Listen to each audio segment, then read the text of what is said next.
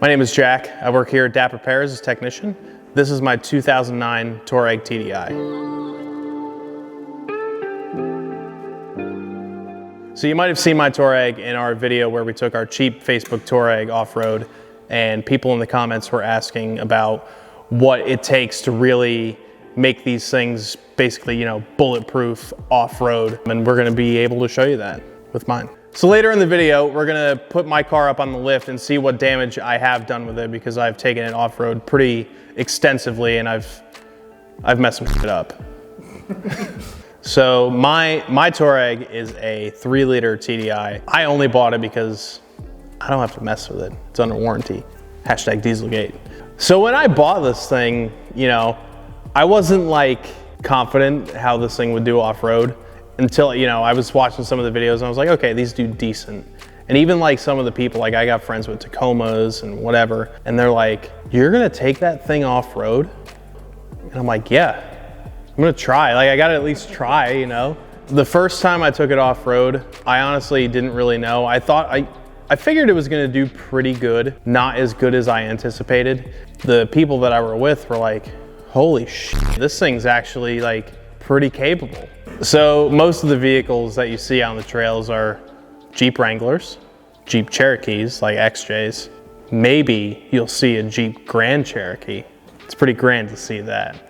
Tacomas, 4Runners, stuff that's really known for being off-road type vehicles. So that being said, when they see a Volkswagen on the trail, they're like, especially here in the South, they're like, what is that?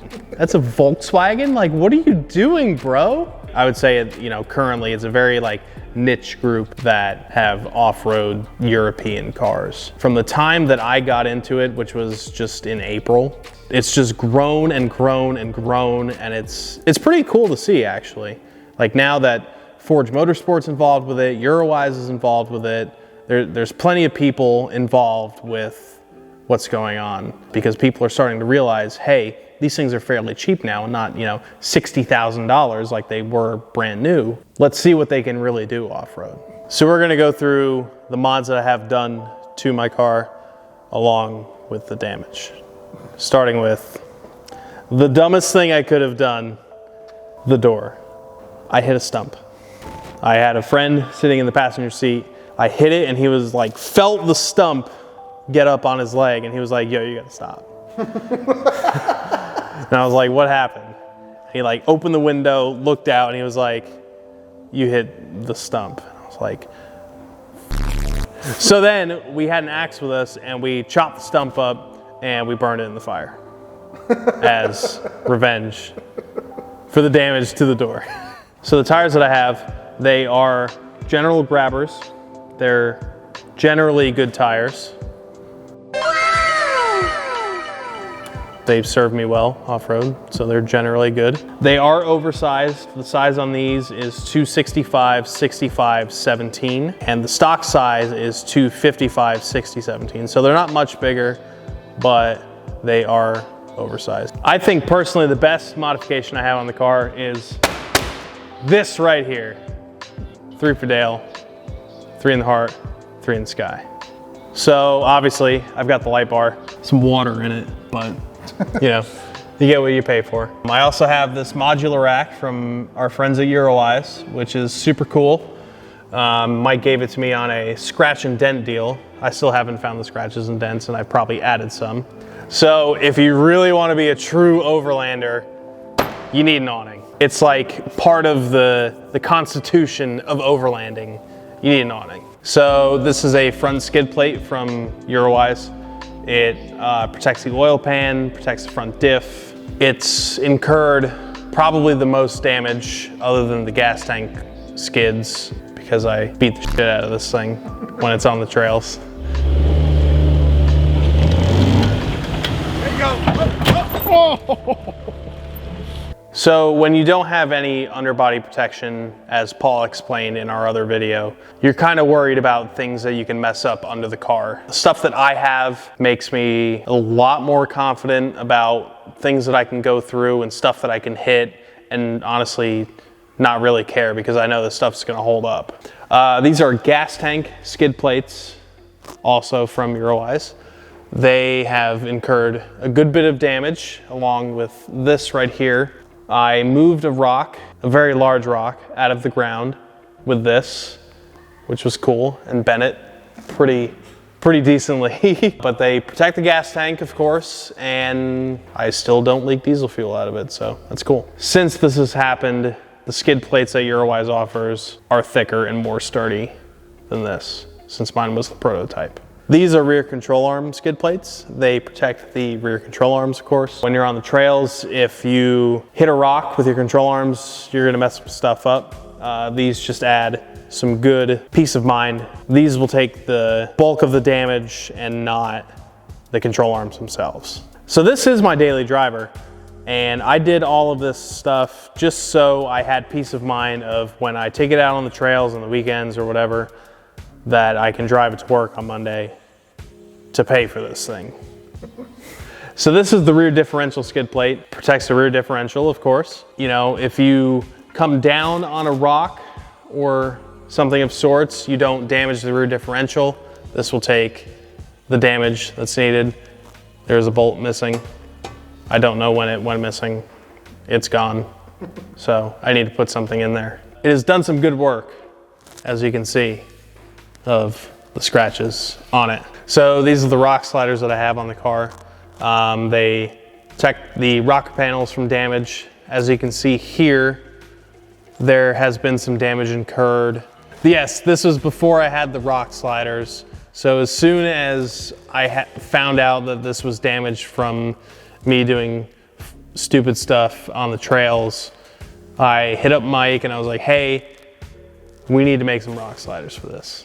As you can see, there is some good scratches on the bottom, and then the sides are for side protection, so the doors here do not take any damage. This will take the damage and get rusty if the paint falls off. There we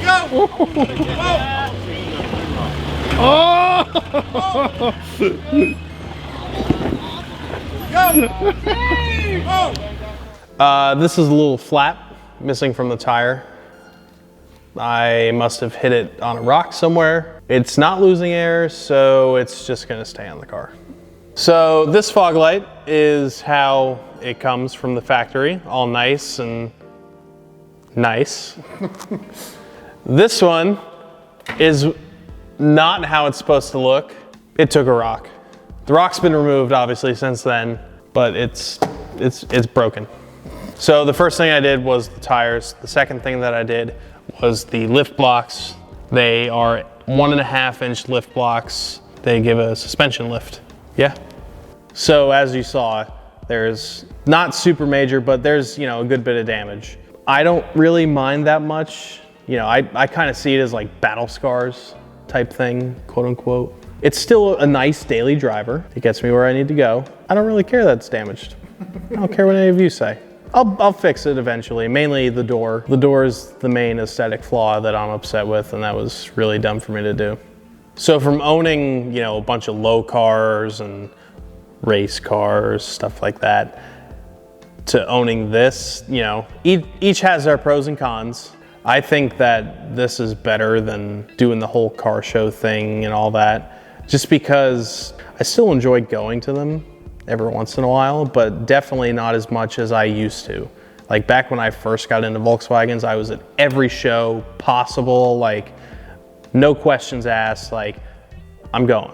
And it's, you know, I feel like it's also fairly similar to like Wookiees in the Woods, because it's also like a, you know, the events that Forge put on and stuff like that, it's more of a driving type event. It also goes with camping and getting into the overlanding type stuff. I enjoy camping. I enjoy being able to see what this can do and not totally break it. So I've owned 11 Volkswagens, including this one. My first car was an 87 16 valve Scirocco that my dad surprised me with, actually. So I got into that. All of my cars were way too low, and I broke 2 oil pans in a week on one of the Mark IVs that I had. The last car that I had was a 2017 Jetta, by far one of the best cars I've had. And I mean, it only had, I tuned it, and it only had like 180 horsepower. But for a 1.4, it was quick, like surprisingly quick. And then I got rear-ended, ended up totaling out the car. It was not good. So that got me really thinking, like, you know, maybe I'll buy a Touareg and lift it and do off-road stuff. You know, this is fun. I enjoy being in the woods and doing dumb stuff with our cars. The off-road community, it's, in my opinion, way better as a whole than any of the other type of car communities. Everyone's super supportive. Everyone's trying to help each other out. Like even on the trails, people just want to be able to get everyone through a certain obstacle. And nobody really wants to see anybody like really mess up their car. Yes, things do break, but everyone wants to try to prevent that as much as possible, unless you have a super cheap piece of crap that you don't care about at all. You know, if you go, make sure you have people with you to spot you and make sure that you're not gonna really mess your stuff up. Also, just have fun. That's really what it's all about. All right, to end this, I feel like I really have to do an impersonation of Paul. So here it comes.